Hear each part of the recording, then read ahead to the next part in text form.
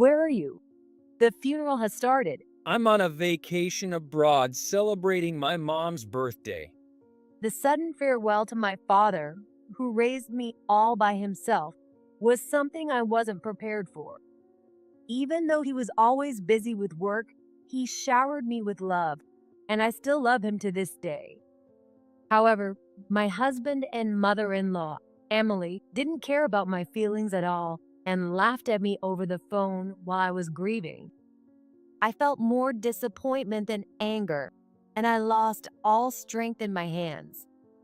At that moment, the one who was angrier than anyone else was my father-in-law, Casey. What? Usually, Casey is always smiling, but at this time his face was twisted in anger like a demon. And then Casey said something completely unexpected. Let's sell the house and leave those two with nowhere to return to. People like them aren't family. After my father's funeral ended, Casey immediately started taking action. What followed was a relentless punishment that left my husband and Emily's lives in complete chaos. My name is Kate Smith. At 30 years old, my life has been a monotonous routine between work and home. I've been working at a company that can't even be called a good work environment, and have missed out on any great relationships for the past 10 years. My father, Jack, was very worried about me. Hey, don't you want to get married? It's not that I don't, but work keeps me so busy that I don't really have the chance to meet anyone. It's a bit disappointing, but I'm happy spending time with you, Dad, so it's okay. Currently, I live with my father in our family home. My mother passed away when I was young due to illness. It was so long ago that I don't even remember it. So to me, my father was my only family. Now, my father is skilled in cooking and household chores, but it's surprising to think that he struggled a lot in the beginning. My father, who balanced work and raising a child, must have had much more difficult days than I do now. Thinking about that, I feel like I want to value the time with my father more than my own happiness. One day, my father brought up a marriage proposal to me. My colleague's son is looking to meet someone. How about just meeting him? At first, I was just thinking of meeting him to make my dad happy. But when I saw the man for the first time, I was instantly attracted to him. His name was Tanner Smith. He's 2 years younger than me and is supposed to be the next president of his father's company. He's a promising young man. With his bright personality, we quickly hit it off, and after a few meals together, Tanner proposed to me. And so, before I knew it, I, who had been far from love until now, was suddenly getting married. Our marriage was celebrated by many, including my friends and colleagues. Among them, my father was the happiest for us. I was really surprised when he gifted us a house from the real estate he managed. This is your new home, Kate. Build your own family and create happiness together. Don't be so formal, Dad. You'll make me cry. I couldn't help but tease my father, who spoke with such heartfelt words. With everyone's blessings, I felt like I had no choice but to be happy. And so, my married life, which started with such determination, was truly happy at first. However, about a month into living together, I began to see some unpleasant sides of Tanner. The thing is, I have to leave for work early. Mornings are always busy for me, but Tanner, using his position as the next president, would go to work late, so our schedules didn't match. Also, when I only prepared simple breakfast like fried eggs and toast, he would let out a big sigh. With such a plain meal in the morning, I don't even feel like working. Can't you shake off that poor mentality? If that's the case, Tanner, who has more time, could prepare breakfast himself. I talked to him about this many times, but he always gave vague responses and never once stepped into the kitchen. On the contrary, even though he got home earlier than me, he never helped with dinner or even brought in the laundry. He doesn't care if it's rain or shine. He would just lie on the couch until I got home. I know you're working hard, Tanner, but so am I. Can we please work together on the house stuff? No way, our positions are different. I'm the next president, and you're just a regular employee. Why should we do the same chores? Tanner laughed as he said this, even though I was trying to talk to him seriously. Seeing him not even glance away from the TV, I think I was already beginning to give up on expecting anything from him. In the midst of all this, Tanner suggested that I become a stay-at-home wife. Normally, I would have been happy to hear that, but Tanner said it in such a condescending way. If you're that unhappy, why don't you quit your job? We can live on my income, and it's not like your job is something that anyone couldn't do. Having devoted myself to my work all these years, I didn't want to hear that my job could be done by anyone. But even if I told Tanner that, he wouldn't understand. Since you're just earning a low salary anyway, it'd be smarter to quit sooner rather than later. Though I guess you wouldn't want to, since then you'd have no excuse not to do the housework. Even though Tanner said this with a smirk, which bothered me, I also knew I couldn't keep working forever. If I had a child, I'd need to take maternity leave. Judging by how Tanner is now, he probably wouldn't help with the housework even if I were heavily pregnant, and I doubt he'd take care of our future child. Considering all of this, I thought it might be necessary for me to become a stay-at-home wife sooner rather than later to take care of our home. All right, I'll quit my job then. I'll take care of the house, and you can focus on your work. Even if you don't tell me to, I'll still become super rich. I'm about to be the president after all. After we decided on this division of roles, Tanner started to look down on me even more. If he didn't like the food I made, he'd post pictures online with nasty comments, and he'd even tell his colleagues and relatives about it. He ignored all the effort I put in and only spread negativity, and I was getting fed up with his behavior. Moreover, after I became a stay-at-home wife, I had even more worries. It was about my mother-in-law, Emily. About a month after I quit my job, Emily suddenly started coming over to the house. It didn't feel like she was coming over to hang out.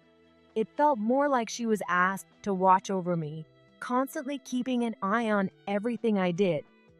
Our relationship was already stressful enough, but being stared at like that made it even more stressful than work. When I let out a small sigh, Emily glared at me and scolded me harshly. You don't even work, but you're acting all tired? I'm sorry, but I can't relax with you watching me all the time. It feels like I'm being monitored. You are being monitored. I'm here to train you to be a wife worthy of my son. To Emily, I was nothing more than a housekeeper to make Tanner's life easier. She had always been overprotective, so I wasn't surprised. But I really hoped she would cut back on the visits. I decided to ask Tanner to gently convey my feelings to her. I get that she's concerned, but it's not pleasant for me to feel like I'm being watched. Could you, as her son, kindly ask her to ease up? The next day, Emily stormed in early in the morning, her face red with anger. Kate, how dare you tell me not to come here when I'm only thinking of your best interests? I jumped up in surprise at Emily's fury. Next to me, Tanner was laughing at my reaction. I told Mom exactly what you said, that you didn't want her coming over because it makes you uncomfortable. What? You knew she'd get mad if you said it like that. Why would you do that? Because it seemed like it'd be funny. And look, it is hilarious. No matter how much I tried to convince Emily, she would only believe Tanner's words. Since that day, the pressure from Emily intensified. Sometimes I was even summoned to their house to do cleaning and laundry. I think I endured this kind of life for about 6 months. One day, I suddenly realized that I hadn't been in touch with my father much since getting married. I want to talk to Dad, but I don't want to worry him. He even got us a house, and I feel bad for letting him down. I pulled up my dad's number on my phone multiple times, trying to call him, but then I'd rethink it. I was struggling, and if I called him now, I'd just end up complaining. I decided to hold off for a little longer until I could talk to him with a smile. I kept putting off contacting my dad, but this would turn out to be the biggest regret of my life. A week after I decided not to call him, I suddenly got a call from the hospital saying that my dad had collapsed. The hospital was at a university far from home, and I couldn't get there without a car. Since Tanner had taken the car to work, I contacted Casey on the off chance he could help. As it turned out, he was off that day and was able to drive me to the hospital. I can't believe Jack collapsed. You must be so worried, but try to stay strong, okay? Yes, thank you.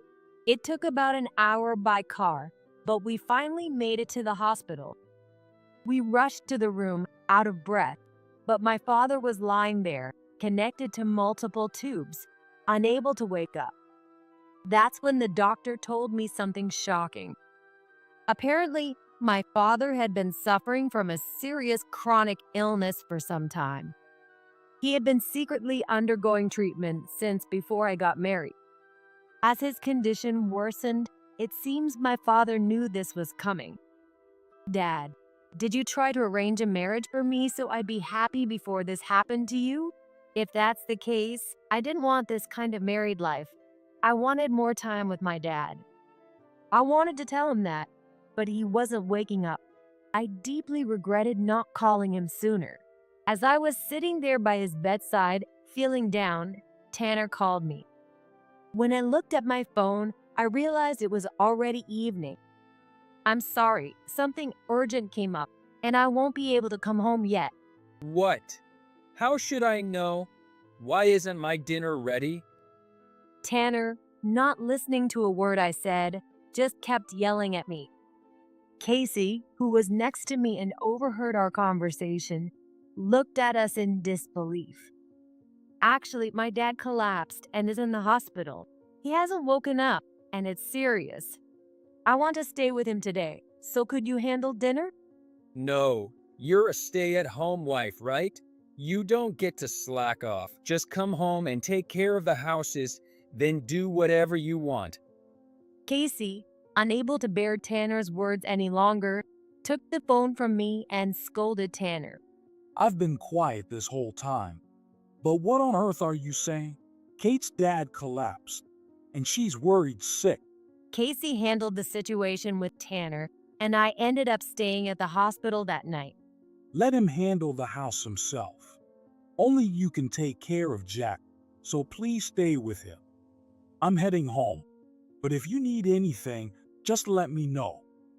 Having been treated like a servant by Tanner and Emily, I was so touched by Casey's kindness that I almost cried. I thanked him sincerely and focused on taking care of my dad. Thanks to that, I was there when my dad briefly woke up. We were able to talk like we used to, even laughing together at times. After about an hour, my dad closed his eyes as if content, and he passed away. It all happened within a week of me being called to the hospital. After my dad's death, I had to quickly arrange the funeral. I asked Casey for help, and he immediately agreed. Thank you for relying on me. Of course, I'll help. I'll temporarily close the company. This is an important farewell for the family. I also contacted Tanner.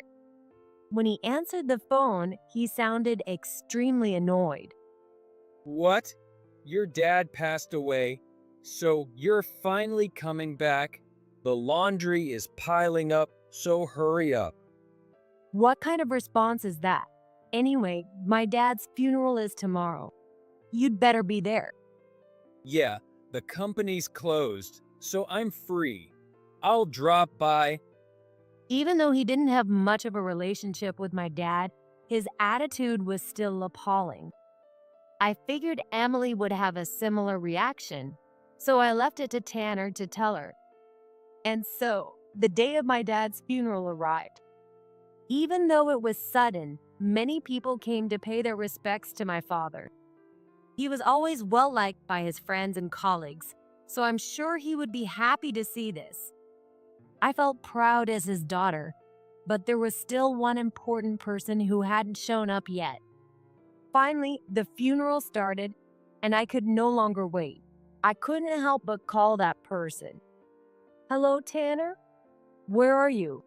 The funeral has started. Despite all the reminders, Tanner and Emily hadn't shown up. On the other hand, Casey had arrived earlier than anyone and was helping me with everything. Apparently, Casey had heard that Tanner would be coming late with Emily. However, he didn't think they would actually miss it. When I asked where he was, I got a reply through a bad connection. Since it was hard to hear, I started the recording feature just in case. Sorry, but we're not gonna make it today. What do you mean? We're on an overseas trip for Mom's birthday. At first, I couldn't understand what Tanner was saying, but I could hear Tanner and Emily laughing over the phone. I couldn't find the words to say anymore. I just let their words wash over me. Actually, Mom's birthday is next month. We wanted to take a trip somewhere, but I've been busy with work. Since I finally got a day off today, we decided to take a quick trip. Traveling seemed way more fun than attending some funeral. Sorry for not being sorry. I could hear Emily's cheerful voice as well. Too shocked to respond, Tanner continued. So yeah, you handle the funeral. When we get back from the trip, I'll bring a souvenir to your dad's grave. That should be fine, right? Without waiting for my reply, Tanner hung up. I tried calling him back, but he didn't answer. I couldn't believe how completely inconsiderate he was. As I was struggling with what to do, Casey came to find me. Kate, if you don't come soon, it'll be over. What did Tanner say? Did they get stuck in traffic or something? Not knowing how to explain, I played the recorded conversation with Tanner. As Casey listened, I saw an expression of anger on his face that I had never seen before. What? Seeing usually kind Casey so angry made me stand up straighter. I was scared, but more than that, I was touched that he was this upset for my dad. This has to be some kind of joke, right? I can't believe even Emily would say something like that. No, Emily and Tanner are always like this around me. They don't care at all about me or my dad. As I explained what had been going on, Casey nodded firmly as if he had made a decision. Then he said something unbelievable. Let's sell the houses and leave them with nowhere to return to. People like that aren't family. What? Sell the house? Are you serious? Yes. I don't care what happens to people who can do something like this. I'm sorry, but I can't forgive them.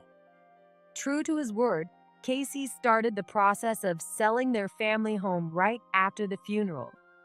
Some of the funeral attendees worked at the same real estate company as my dad, and when Casey explained the situation, they were more than happy to help.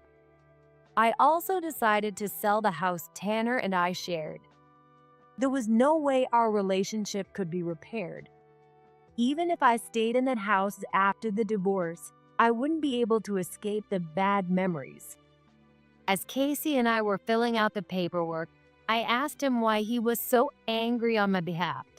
Actually, your father, Jack, helped me when I couldn't even afford a meal. He's the reason I'm alive today.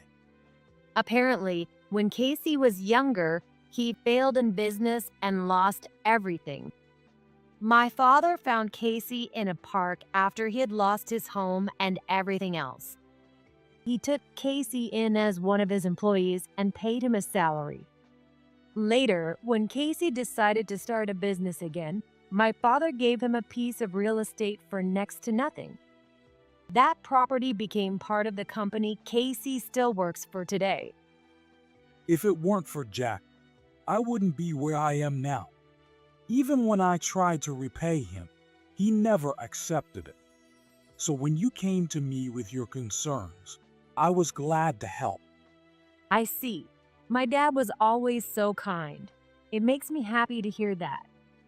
That's exactly why I can't forgive Tanner and Emily for trampling on his kindness. They need to pay for what they've done, both for Jack's sake and yours. Fueled by this resolve, Casey and I finished the paperwork. Tanner and Emily's house was quickly sold, and we both temporarily stayed in a hotel. I could manage for a while with my savings, but I knew I needed to find a new place to live soon. A week after the funeral, feeling more settled, I looked through the apartment catalogs given to me by my father's colleagues. As I was browsing, my phone suddenly rang. It was Tanner calling for the first time since the funeral. Hey, Kate, where are you right now? Where? I'm just relaxing at home. Don't lie. The house has been sold and all the furniture is gone. What the hell is going on? He must have just gotten back from the overseas trip. Even over the phone, I could tell how panicked Tanner was now that he had no place to return to. I can't reach my husband either. What's going on? If you're there, put him on the phone. Casey isn't here. He's staying at another hotel. This makes no sense. Why is this happening? Emily, sounding like a victim, demanded answers, so I told her how furious Casey had been at the funeral. Of course, I made it clear that I wasn't going to forgive them either. I'll be filing for divorce with Tanner through a lawyer, so be prepared. Divorce? You think you can threaten me with that when you're just an unemployed freeloader? Even at this point, Tanner still looked down on me. It's true that if I kept spending my savings on hotel living, I would soon run out of money. However, I had already found a job and was set to start tomorrow. Sorry to disappoint you, but I'm not a freeloader anymore. I'm going to work and take care of myself. Ha! Don't get cocky. No matter how hard you work, you'll never surpass me. You could have been the wife of a CEO if you had just stayed quiet. You'll regret your decision. With those words, Tanner hung up. I immediately blocked his number, cutting off all contact with him. I wasn't going to call him again, and I felt justified in doing this. Anyway, I'd have to face Tanner again eventually. Thinking about how clueless Tanner was about what was coming lightened my mood a bit. The next day arrived, and it was my first day at my new job. Putting on a suit for the first time in a while, I felt my posture straighten. I used to wear one almost every day, but it was surprising how much I had lost the feel for it in just 6 months. After arriving at the office, I headed to the CEO's office first. The CEO kindly explained my duties, which helped ease my nerves a little. As I was preparing to ask more questions, taking notes, a man suddenly walked into the office without knocking. The man's eyes widened when he saw me. Well, if it isn't Tanner, what a coincidence to run into you here. What are you doing here, Kate? It was Tanner. He was looking more flustered than I'd ever seen him, wiping the sweat from his forehead as he turned to the CEO, Casey. Hey, what's going on, Dad? There was a notice on the board. It said I'm fired and that Kate is the new CEO. What's this about? Exactly what the notice said. You're fine. From now on, Kate will be the successor, and I'll be mentoring her. Hearing it directly, Tanner gave a dry laugh as he staggered back. Is this because I missed that funeral? It's normal to prioritize your own mother over someone else's father, isn't it? I'm not saying you should prioritize one over the other, but the way you spoke about Kate's father showed me that you're not fit for this company. Tanner gritted his teeth and glared at me. I could hear him mutter something about me being a snitch. I regret it, okay? I just lost my temper that day. I've heard from Kate about your usual behavior. You've been treating her like a servant, making her do all the work while you criticize her cooking. There's no point in lying now. Casey cut him off, leaving Tanner at a loss for words. Desperate to take me down from the position of the next CEO, Tanner pressed Casey. But why Kate? Even if I'm not fit, there are other more capable employees. Did you choose her out of pity? No, I chose her because I judged her to be the right fit based on her skills. Surely, you must have noticed that too?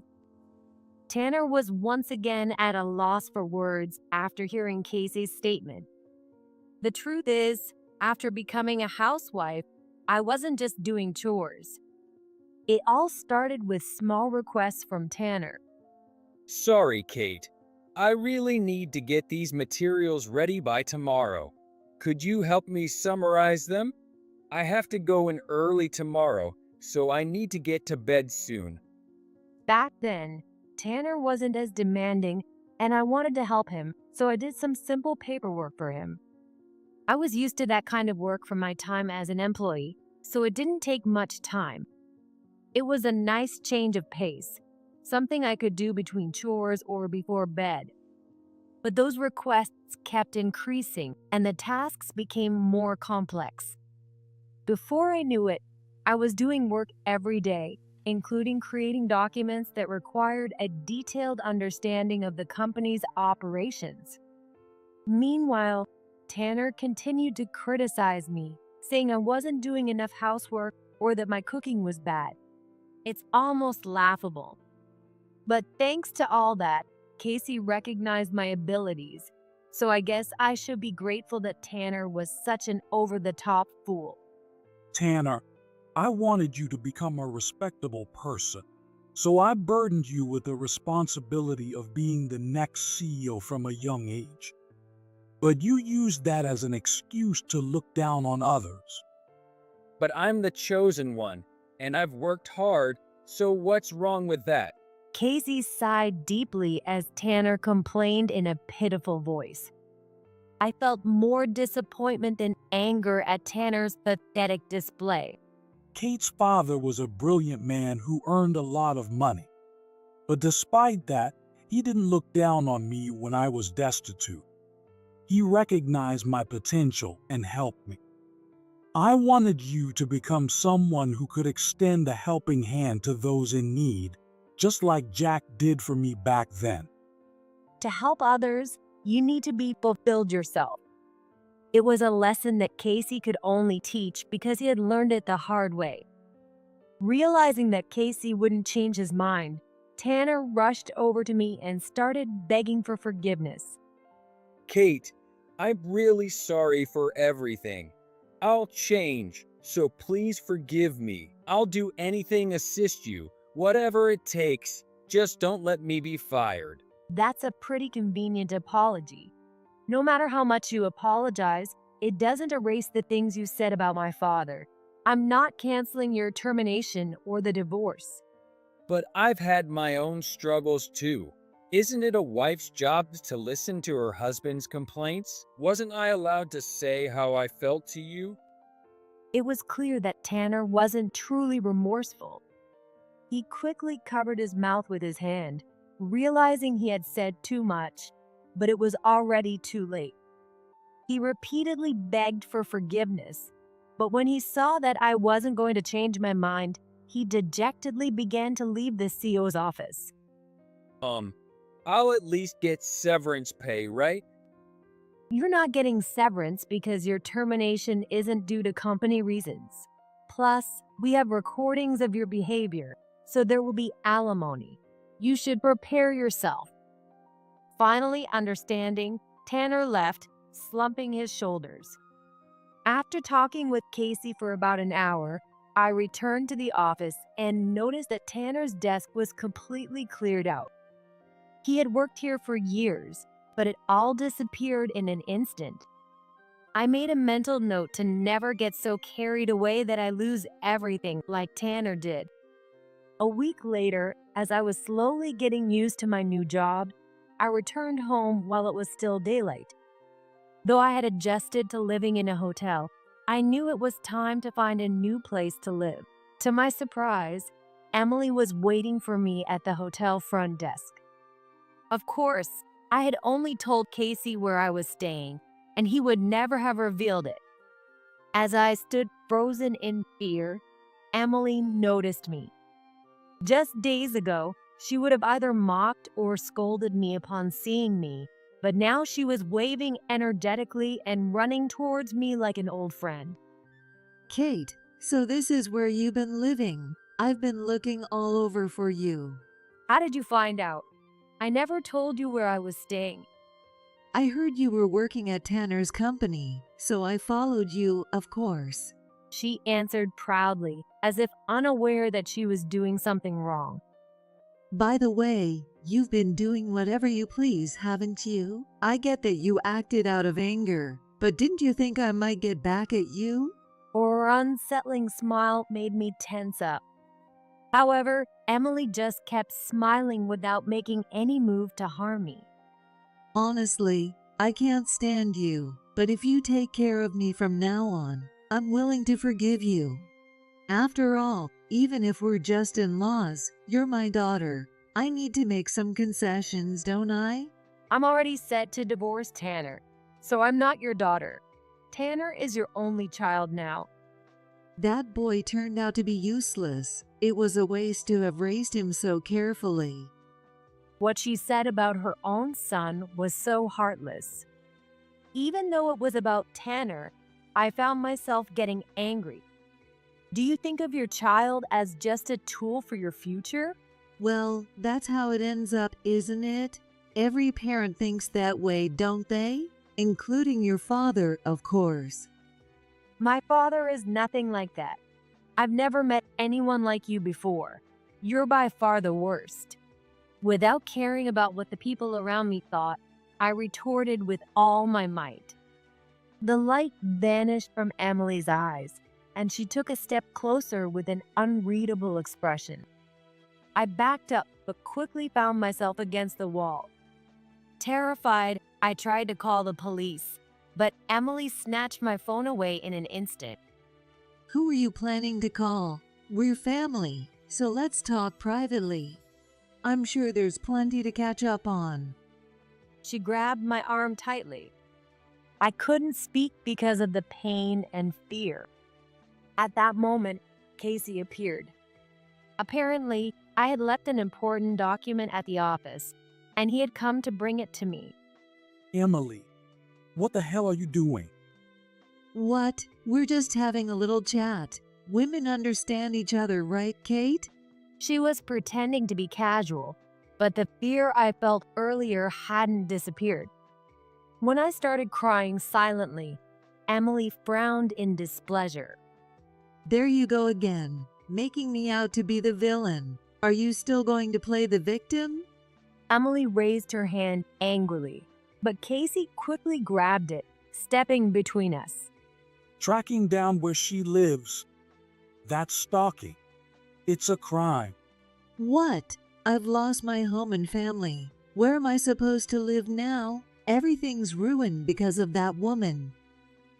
Emily's voice echoed through the front desk area. Just then, the sound of police sirens approached. Realizing what was happening, Emily tried to flee but found the doors locked out. The front desk staff had apparently called the police after hearing the commotion. Seeing no way out, Emily suddenly began apologizing to me. I'm sorry, I won't come again. So could you please not involve the police? My relatives live nearby, and they'll find out. I don't care. You snoop around someone's house, get caught, and then have the nerve to ask for forgiveness? That's just outrageous. You're just like Tanner in that way.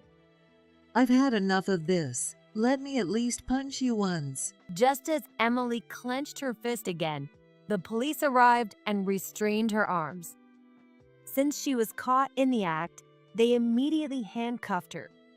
As she was being pushed into the patrol car, yelling the entire time, she was led to the station under the watchful eyes of the neighbors. At last, the fear she instilled in me was gone. Casey, thank you so much. As long as you're safe, that's all that matters. I can finally face your father with pride. Casey patted my head, and for a moment, I thought I saw my father smiling. Within a week, everything was finally resolved. I divorced Tanner, receiving $30,000 in alimony. Since he lost his jobs and didn't have any creditworthiness, I made him pay the full amount in one lump sum. Despite earning a high salary, he had absolutely no savings because of his reckless spending habits. He was already losing his income, and if I had allowed him to pay in installments, there was no telling when he might miss a payment or worse, skip out on the payments altogether. Tanner hated it, but he had to borrow money from a consumer finance company to pay me. The fact that I have to take out a loan, it's humiliating. His pride as a wealthy man was shattered at that moment. Once a man who swaggered as the next company president, he now struggles with job hunting and works multiple part-time jobs. He currently lives in a shabby apartment without a bath. I recently saw him working at a construction site nearby, looking gaunt and nothing like the man he once was. His hardships will likely continue, but he brought this upon himself. Meanwhile, Emily spent a few days in police custody. A restraining order was issued, so I don't expect to hear from her again. Since she knew my address, I was forced to move. I also demanded $40,000 in damages from Emily for the mental distress she caused. Emily hesitated to pay the moving expenses, but I added one more charge to the bill. That was for the medical expenses related to the injury on my arm. When Emily grabbed my arm to prevent me from calling the police, she gripped it so hard that it bruised. When I presented the photo of my injury and demanded compensation, she didn't argue. She may have feared that any further resistance would only increase the amount she had to pay. In the end, Emily paid $50,000 in full as compensation. Emily had been using Casey and Tanner's money under the guise of pocket money to buy luxury items without permission. She ended up selling everything to scrape together the money for the damages. All she was left with were worn-out clothes and tattered bags that were too damaged to sell. The polished image she once had was completely gone. Apparently, the moment she was put into the police car, some relatives witnessed it, and rumors quickly spread, leaving her completely ostracized. Now, there are rumors that she doesn't even have the money to rent a place and is sleeping on playground equipment in a park. She has truly hit rock bottom. The only ally she had, Casey, also divorced her.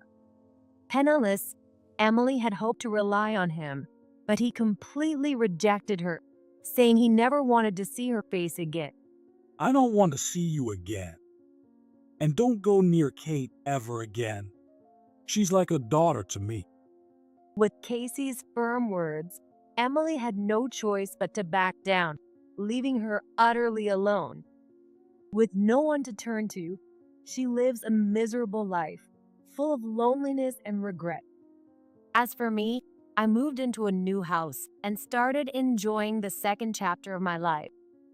I'm focused on my work again, putting in my best effort alongside the kind Casey and my new colleagues.